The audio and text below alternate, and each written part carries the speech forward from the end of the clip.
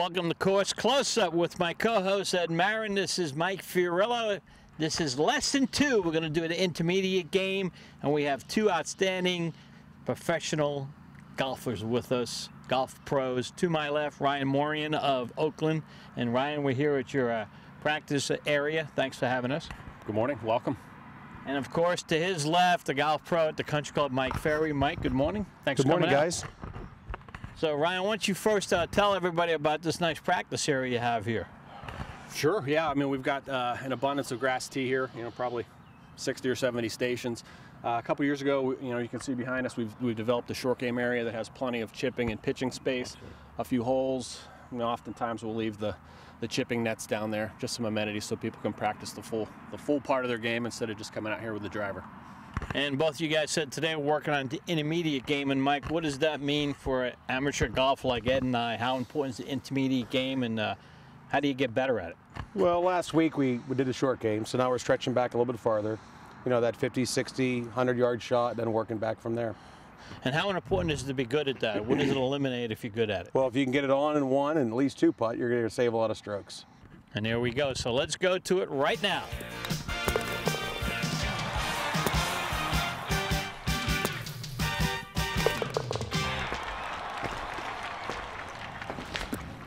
And we're back, and we're going to right now do some intermediate shots for about 60 yards away. And Mike, what club do you use? Right here I got my 54-degree sandwich. But you could use your pitching wedge, you could use a 9-iron, whatever you feel comfortable with. Ryan, the key to this shot is what? Key to the shot, obviously, managing distance and coming up with some sort of system and/or golf club where you can make a simple, basic golf swing and get that thing going to the target, right? You know, having the club face basically pointed at the target and making that ball go 50 to 60 yards and getting it close. Let's talk about conditions for this shot. Say it's not as we've been experiencing here in the spring here in Crawford County, but say it's July or August. It's been sunny for a long time. The courses are baked. You know the green is going to be like ice. Sure. Mike, the ideal thing in Ryan is to get it way up high then, or hit before the green? Make an adjustment where you're going to land it. If the ball's going to hit and roll out, you know you've got to pick a spot shorter than the flag and land it there and just let it roll out. Don't try to hit a shot that you're not comfortable with. If you remember last week, anytime you try to hit the ball high, much harder to control the distance. When you kept it low, your guys' chipping was much more consistent. Let me ask you this, Ryan. When you're shooting out a flag, do you try to get it so the ball will actually try to hit the flag? Rarely. No, I mean, personally, I tend to play shots maybe a little closer to the pin with a little bit more spin as opposed to going high, like Mike was saying. You know, that's to me, that's rarely the best shot to play. Maybe I'm getting it going towards the pin, but I'm not always trying to necessarily hit it because you want to land a ball where it's going to run up there, and, you know, we don't all make those pitch shots and intermediate range shots, right? You want to leave it close, like maybe within the hula hoop size circle, if you're lucky. I'm not so lucky. What I'm thinking of these shots, you want to give yourself the best opportunity to putt. Do you feel comfortable being past the pin, putting downhill with a left to right or right to left putt? Or do you feel more comfortable being right underneath the hole, putting uphill at it? I mean, you'd much rather be up the hill. So think about it. There's a lot of slope. You want to be underneath the hole. Okay, and what about like in some holes around here, there's a trap guarding the green? It makes it a little tougher, correct? Well, in that case, you might have to take it a little bit higher, depends on where the pin is. But again, you just got to make sure to alleviate that danger and get over the trap. Bunker, I should say. All right, let's go to it. All right, Mike's going to go first. Mike, go right ahead.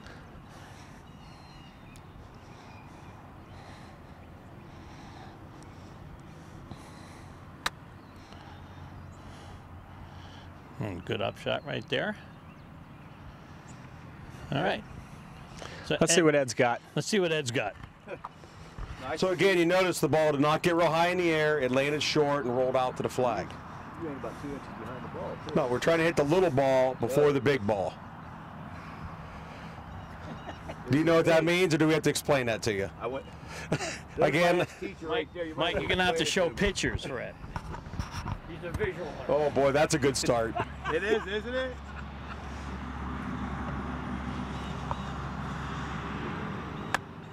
Much better. That's the way to keep it nice and low. Yeah. Yeah, real nice and low. Try another one, Ed. And hit another ball. Try another one. You want to say something? No, I don't want to say anything. Well, hey, A lot of times in golf, that previous shot affected your next one. What did you do on your practice swing? You hit the ball real fat, right? Took a big divot. So what'd you do? Make sure not to do that. Well, you did that. You got to erase the previous shot and concentrate on this one. Much better. Might go in. Very nice. Still went past. You caught it a little bit thin still.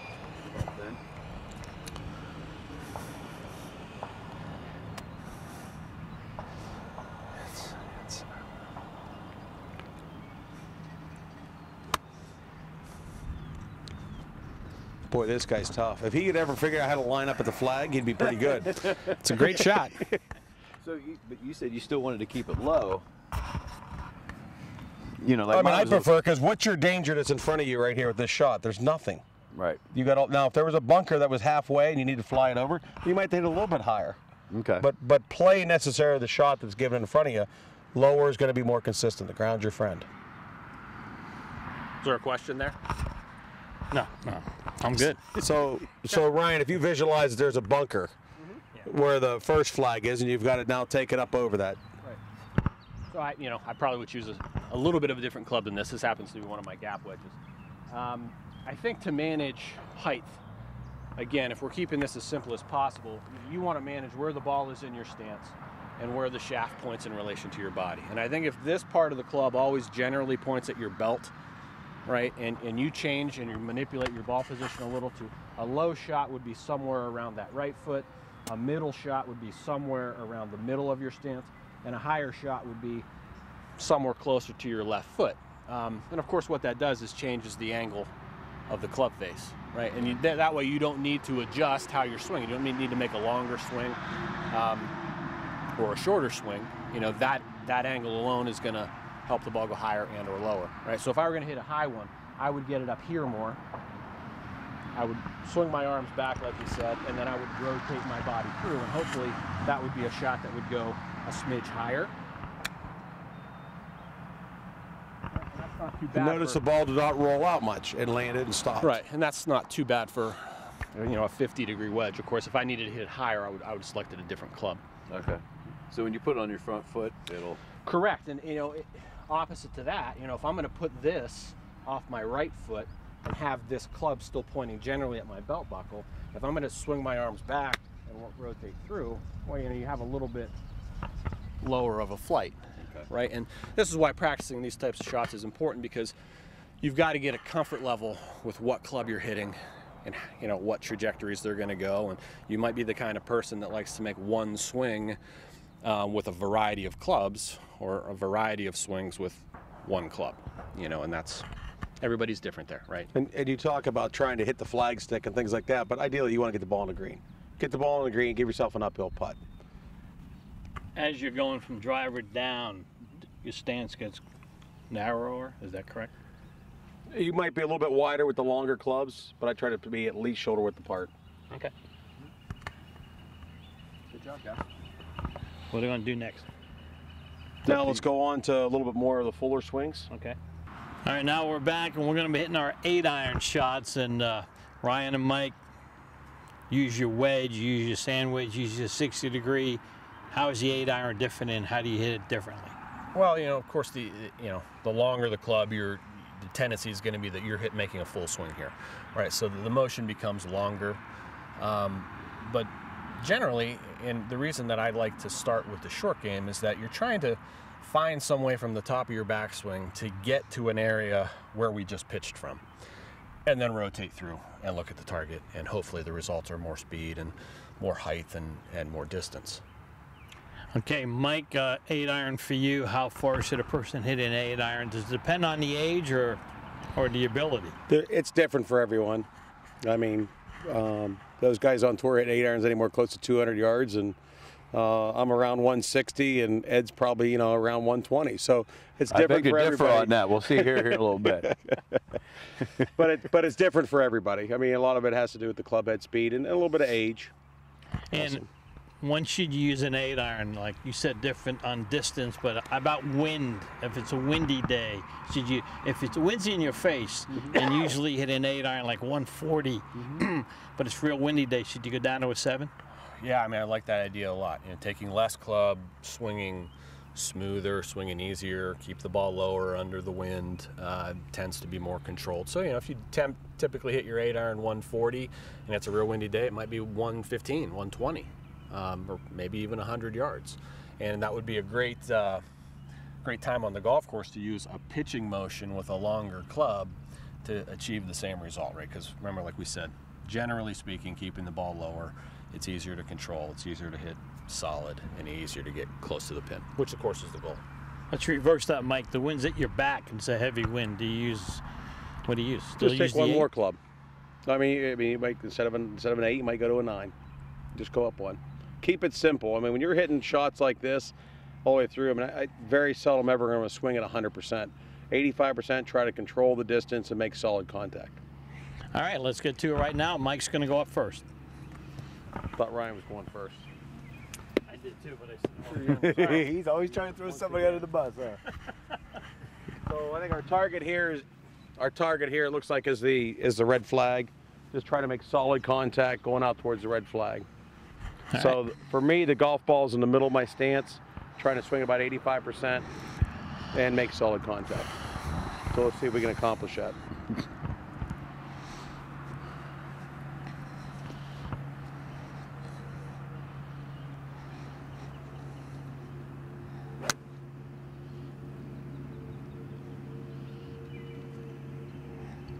Pretty good, just a little bit to the left. Yeah, a little left of the target. kind of bounced back to the right, though. No, I Ended see. up well. Yeah. Well, the slope was from right to left, Yeah. so I want to be a little bit left of the pin. Oh, yeah, did a good job. Now I see you have that there. Is that just to help you line up and just get used to line up towards the We're target? sitting here on the range, and that always helps. When you're on the range, to have something for your alignment. If you don't have somebody that can watch you, these alignment sticks, I mean, they cost 97 cents at Home Depot, work out perfect. I mean, put them down to help your alignment.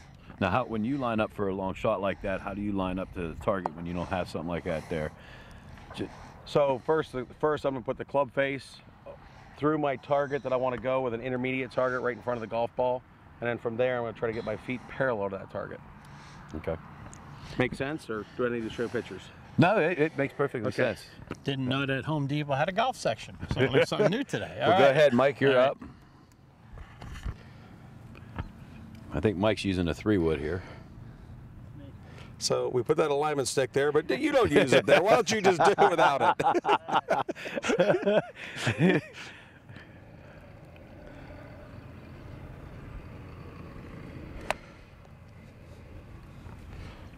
Pretty good. Let's hit another one. Do me a favor and slide this way. Put it in the middle of your, there you go. Keep it in the middle of your stance. Let's see how we do on this one.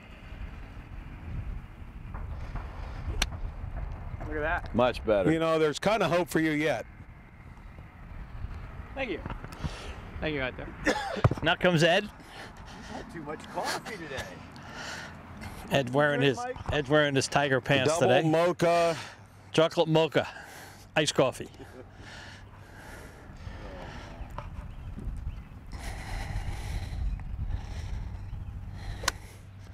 Now, Wait a minute. that's a little bit right of the red flag. Excuse me, everybody. Wait, Ed, just a little bit? flags over there, Ed. Just a little bit. And I will compliment it. That stance that you were telling me. Oh yeah, it comes. I will say you look very nice again. Very well dressed. Mike got me with athletic shorts and a polo. Yeah, he did not do very good. Hey, this is my golf stuff. Oh. Very nice, divot. Oh, man. Do you guys have edit? It's been a bad day. Maybe I swung too much today, Mike. Can you cut some of this stuff out, or are we going to show this stuff? Oh, it's gonna be on his blooper reel. That'll be a highlight special. We do a blooper reel. Yeah, that'd Oh, be my. Ed, that'd be an hour show for Ed. Try not to tear up this whole grass here. No, Ryan's getting mad at me. Well, your membership just went up.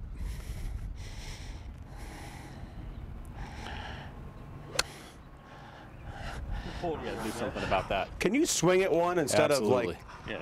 like, let's try to hit it past the red flag here. So you have the tendency sometimes to think at 85%, you're swinging at like 45%. You think? Yeah. Aggressively go through it. Make the fastest part of your swing after you hit it. Swing through it and accelerate.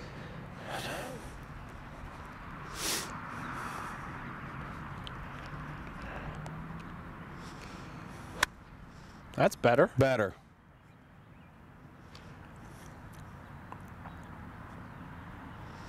Okay, what's next? What do you think? You guys are the You guys got some more questions? Do you have any more questions? I'm sure they're going to want to see you hit a shot anyways. Okay, from let's here. step in there. I'll tell you what my impressions were of this. Yeah, Ryan, once you hit one, show us the right way to do it. I mean, I already dug halfway to China already, so. Yeah, these, obviously that's a little much as far as a divot goes. You know, what we had talked about with the moving into the longer swings was to get the club, you know, down somewhere in here. And just like in the short game, we had talked, it's better to be a little bit towards your left side, or at least feel some pressure under your left foot. It doesn't need to be an aggressive shift, right?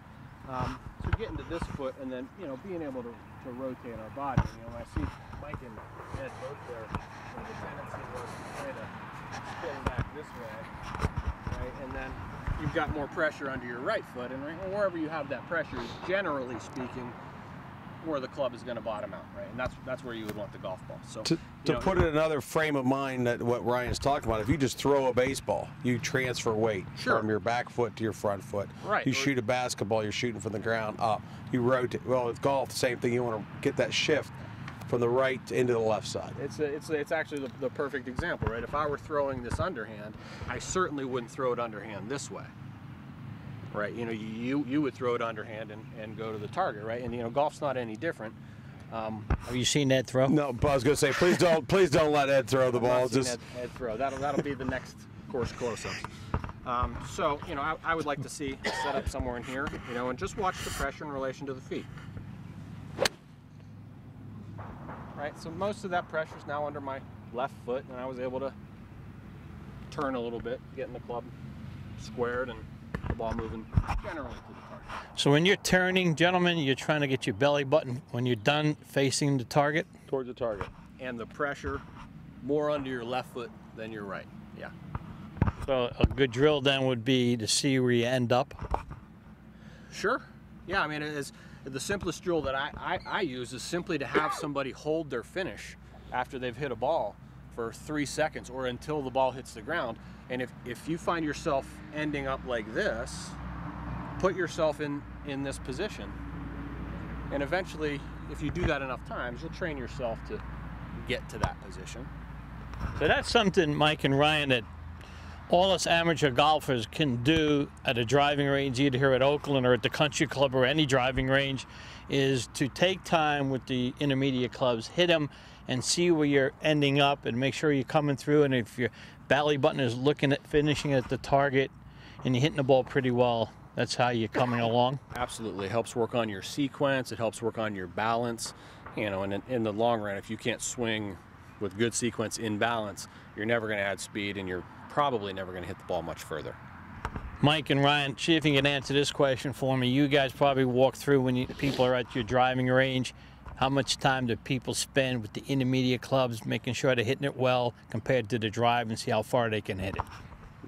I would say maybe 5% of their time. And most people don't even bring these clubs to the range. They'll open the trunk, they'll get the driver out, they run out here, they hit as many balls as they can. And I guess what I would say is, if that's fun and you enjoy just hitting the driver, you know, there's nothing wrong with coming out here and hitting drivers, right? But if your goal is to work on your game, hit a few more greens around, get a few chips closer, make a few more putts, you should spend time with these irons and the short irons and the putting, and that at the end of the day will shave a lot more strokes off your round.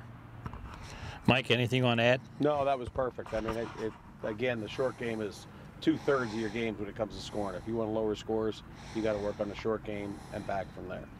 I got a question. When I was up there, you said I decelerated. Why? You said Why did you decelerate? Yeah. I don't. Why do most people do it when they get up there and try to hit it? You said I wasn't even going. I was going 45% instead of 85%. Well, Ed, I think in your particular case, and for a lot of people, right, when you get the club going this way and working back, it's actually very hard to accelerate, right? I mean, it's not an athletic move to hit from back here and go this way. The club is traveling too much to the ground, and it actually, you could hurt yourself if you sped up too much. So I think, again, maybe specifically to you, but also for a lot of people, if you could get the club from somewhere around here at the top of your backswing to that pitching or chipping area we talked about. Well, now you're in a position here where it's an advantage to rotate and speed up, right? And if you've got a reasonable expectation of hitting the ball solid from here, you're also going to have the desire to speed up because it's only going to make the ball go further and higher, and hopefully that's a little bit more fun. Ed, get your club, and Ryan and Mike, let's use Ed, and let's show him what you guys are talking about, how he can improve this shot, and how you guys would work with someone if they came to you. Because a lot of times I don't have trouble with them, but I do have tendencies to do it.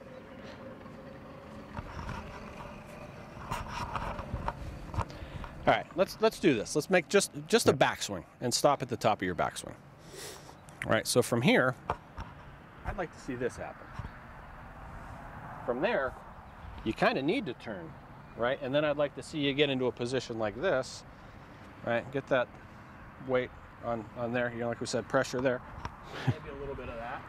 Ooh. All right. Okay. A lot different. Somewhere in there, right? And start doing that slow.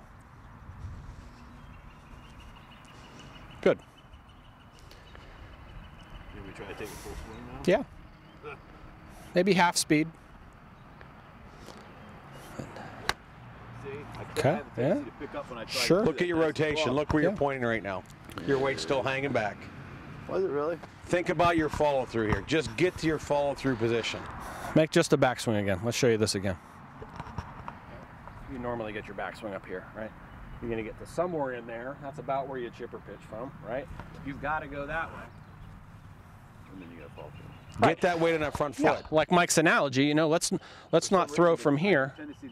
Let's throw from. Sitting on the heels of my feet when I Sure. Get to that front foot. Think of follow through.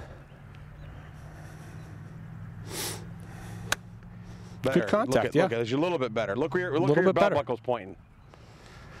Get there. Get all the way to that front foot. We're out of golf balls. Well, that was a good toss there. Now get to that follow through. Beautiful. Did you hear that? You've never hit an 8-iron so that's far. That's ball first and then yards right there. and then ground. This guy. These guys jokes. I've been on about 60 or 70 8-iron. Good, a good miss. Pretty good. Love the look. And again, this is a game of misses. You want your misses to be good. Think about your first miss. That was just a little bit to the right of the target. Pretty hard to chip from that area, whatever was over there. Like Aaron Crizon's when we were golfing on Wednesday? I just remember Aaron hitting the ball pretty straight on the green, and I think he beat your team. But yeah. By one. Yeah, just throwing people under the bus again.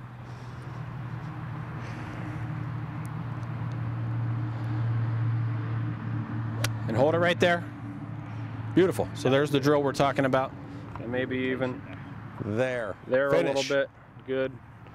So and look really where you want the ball to go. Without even ball, You could practice without a golf ball. Yeah, you could do that in your living room, backyard, driving range, wherever you want. But the contact, contact was much more solid, and your misses were around the green or on the green. So let's talk about this little toy you have here, Ryan, that you use here at Oakland that would help someone.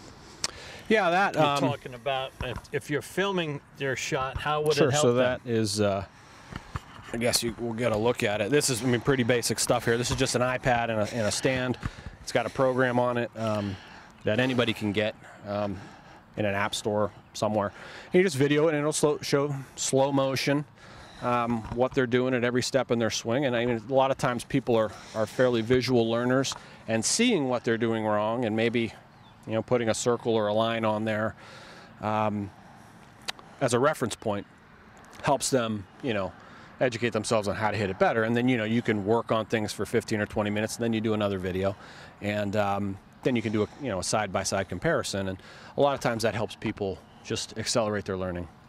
If someone came here and got lessons from you, Ryan, and you're using this tool, is that something that they can take with them and take it home and put it on their computer or iPad and just look at it? All this can be emailed to the student. Back in the old days, I remember we used to actually have VHS tapes in the big machines, and you'd give somebody a tape to take with them. But now it's all online now, and we'll just email it to them.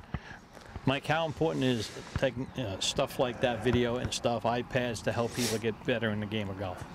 We can tell you over and over, but until you see it yourself, then you can really see what we're talking about when trying to tell you to work on something. Even Ed, just showing him there, had a hard time visually seeing him getting to his left side. He'd see it on tape one time, he'd notice right away. So visually, it helps immensely. What about young people wanting to learn the game of golf? And you know, I know today females, I've been told there's a lot of money for young females if they want to go to college. Colleges are looking for young female golfers right now. Is that something, if they're 8 or 9, 10 years old, you would encourage a young female that has an interest in golf to take lessons from either one of you guys and maybe get some video, and that the parents can bring their daughter? It's never too young to get started. You can definitely start, but you gotta get out and play. You gotta keep playing and try to make solid contact and try to figure out your golf swing, and it's never too early to start with video. So, and definitely, yes, there's a big advantage for females. And making sure that you know, for the younger kids, that you keep it fun and that they're enjoying themselves. I personally probably use video a little bit less for young kids, but you know, 9 or 10, then they're starting to become pretty visual. But I love to just try to find games and ways to make lessons fun for them so that they want to come to the golf course. Because if you have a young kid that doesn't want to come out to the golf course, they're not going to develop themselves into a good golfer. And also, I would say, have your kids play all kinds of other sports while they're young. You know, that lends itself to golf, and of course golf lends itself to other sports as well. Good point. And I know Oakland has a junior league, correct? You guys have a junior league? We do, yeah. Actually, this year we have 2 separate junior leagues. One would be for kids ages 6 and up. That's Sunday evenings, and you know, if you like us on Facebook, we'll send updates on that. But we're also doing a junior league on Sundays now for kids ages 10 and up. With, you know, the ability to get around the golf course. It's going to be instructional as well as a little bit of competitive playing. So hopefully that takes off and is popular for the summer. Now, I seen last year, you guys, this whole driving range was actually packed with kids. Right. And then you guys would actually take them out. And I think this was in like Sunday around 2, 4 o'clock, somewhere around Yeah, there. we're going to go actually from 5 to 6. And yeah, it's fun to see these kids up here. You know, the little kids are usually down there, and then we work up by age, but they have a blast. And as we work through the program, there is some time on course, even for the younger kids, but we try to cover all the bases, and we keep that simple as well. And you know, the competitive league, the instructional league will be a little more detail oriented, and it'll have more information. They're walking? They're walking. Kids got to walk. Yeah, there's no cars when you're a kid. And they're learning the etiquette of the game and all and so forth. Absolutely, rules, etiquette, how to get yourself around there, how to interact with other people, integrity. You know, all of the things that go with the sport of golf. Mike, at the country club, I know you have a program for young people. Yes, every Friday morning we go from age 5 and up. That we do that, and that's we split them up by age. Go for an hour with younger kids, and the next hour for the middle age, and then older kids are the third hour. Let me ask you this, the people, do they have to belong to the country club to get a young person involved in that program? We have the members of the country club, and they're allowed to invite one guest also to come if they would like to try to get some other kids involved. And if they want interested in playing at the country club, get to your webpage, contact you that way? Or just call the golf shop, either one we can help you with, explaining everything to you. Okay. When is it too old to play this game? Never. It's not never. No, never. No. Yeah. We still with us on Wednesday. Listen, we still have Dick Burkhart, and I think he's now, boy, close to 90, maybe 88 years old, still out playing golf. Jim Higbee plays on our Wednesday night league. He does, Jim Higbee, and he's a very good golfer still. Mm-hmm. So, no, if you can enjoy the game and the social aspect at that age, absolutely keep playing. Does it keep your mind sharp too as you get older, Ryan, playing this game? You tell me. You know, I guess I would have to say, hopefully that interaction, hopefully that interaction with other people and something to focus on, keeps you moving, keeps the blood going. The only thing I would say is just make sure you're picking an appropriate set of tees if you're going out to play. You know, don't go back to the championship tees if you're not hitting it that far. I'm on the gold tees now. I'm 66, but it's helped my game a lot. Beautiful. And that's, you know, I just want to have fun, and you know, I love competition. So you can compete, and as you guys say, you can play this game from 6 to about 106, or even beyond if you can get around. It's a great game. I think it's one of the greatest games. Exercise. It's good exercise. Getting outside, that's fun too. Meeting people, playing different courses is fun. We're lucky here, Mike and Ryan, in northwestern Pennsylvania. We have a lot of golf courses in about a 20-mile radius. Oh yeah, and even a little farther south, you take a little more than 20 miles, but down in the Sharon area, there's a lot of golf courses. You go north up in areas, even a lot more golf courses. So yeah, short drive and play a lot of different golf courses. One of the things I like about that, Ryan, has kept the price low. It has, yeah. Competition will do that. And especially for seniors like myself, you got the senior rates, which are great. We do. Yeah, Tuesday, Thursday senior specials. Monday, Wednesday here, in fact, are even better than the senior specials, and that's for anybody. And in fact, it's funny, one of our members brought us an old form in Oakland Beach. It was hotel and golf rates from like it was the late 60s or early 70s. And it's like $3 more expensive to play a couple days a week here now than it was before I was born. Wow. So, yeah, competition will do that. Mike, how has the country club changed a little bit as far as membership and how much it costs to play? We've just done more adapting to non-resident, to seniors, to junior rates. More creative, looking at it that way, trying to find any which way possible to make it affordable for a lot of different people to join the club.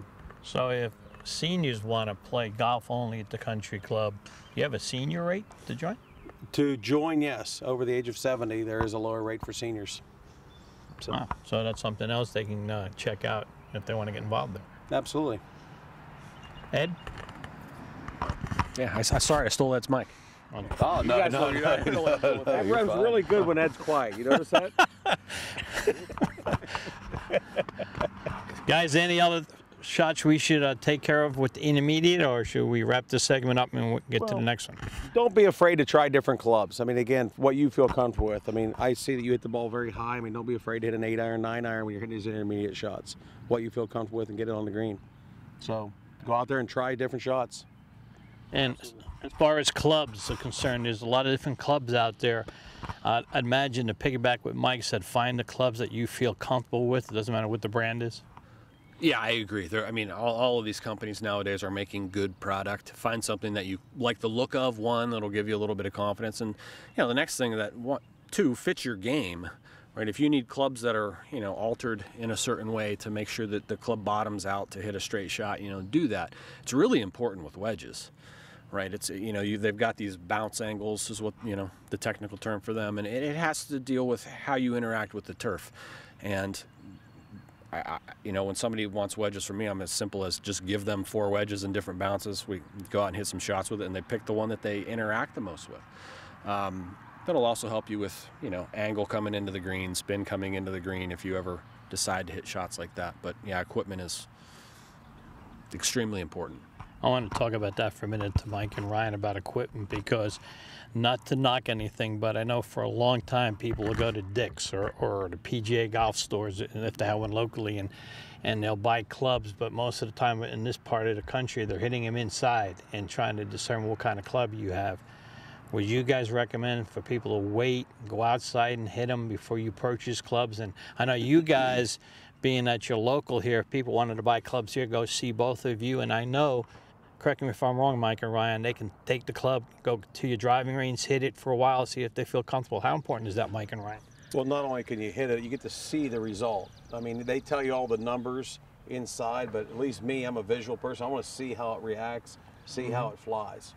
Sure, and some people, I have a lot of people that this happens to. They fit into a certain driver, right, that, gets them, let's say it's more carry and a little more distance, but, it goes higher than they're used to, and they prefer to play a lower shot that runs out. They don't always pick the one that they're totally fit into because they like a certain thing. But yes, you can come out here and hit balls. I have launch monitor here. Mike has technology to fit for shaft and things like that, and get something that fits you as close as possible. One of the equipment things we didn't talk about is people don't re-grip their clubs very often. And re-gripping clubs, it'd be like having a new club, but when your clubs get slippery and you're trying to hold on to it, naturally you grip it tighter and harder, which causes more tension and doesn't free you up to make those type swings that you need to make. And re-grips are very inexpensive. Take the clubs you like and just $5, $6 and you get re-grips put on there, and we do that also, and that will make you feel like you're holding on a new club. Let me ask you this, Mike and Ryan, how often should you get your clubs re-gripped? Yeah, it depends a lot how much you play golf. I mean, you play 5-6 days a week. You probably should get them done at least once a year. I think that the grip companies tell you every 50 to 60 rounds, but yeah, about every year. And if you use clubs, if you use your 7-iron and your wedge and your driver a lot, well, maybe you just need those gripped at the end of the year. And come see one of us, and we'll. And there's a ton of different grips out there, so and you see them advertised on TV now. Which is a certain grip better for some people, or how do you know what grip to get? Which grip does feel comfortable to you? Which one do you like? If you have a little bit bigger hands, we maybe want mid-size. If you have a little bit of arthritis, we can get even bigger grips there. That might be able to help you from a performance standpoint. But really, what do you like? What feels good in your hands? Because this is the only thing that's touching every one of your golf clubs. Just like your putter. Right here. You got that big grip on your putter. Personal preference. I mean, me personally, on my irons, and I don't have them right now, but I like the bigger grips for it because I don't have to grip as tight. But the different kind, I mean, like the different names, does it matter? No, just like Mike said, I think something that's comfortable. There's several different grip companies out there. They all make a good product. You just got to figure out if you like something that's soft, if you like something that's tacky, if you like something that's rigid. There's all kinds of different options. And probably the best time to get them re-gripped, then Mike and Ryan, would be maybe near the end of the year, so they could take time gripping them for you. Well, that would be ideal, but everybody comes out in the spring when everything's in. That's when they want them re-gripped, which is fine. So most people get them done in the spring. We always tell them to do it in the winter when we don't have a whole lot going on in the winter, and we can get them done very easily for you. But no, typically most people get them done in the spring. All right, so we want to thank you for watching the intermediate shots today, and we're going to go on to the longer clubs next time. For Ed, Mike, Ryan, this is also Mike saying thanks for watching Course Close-Up on Armstrong.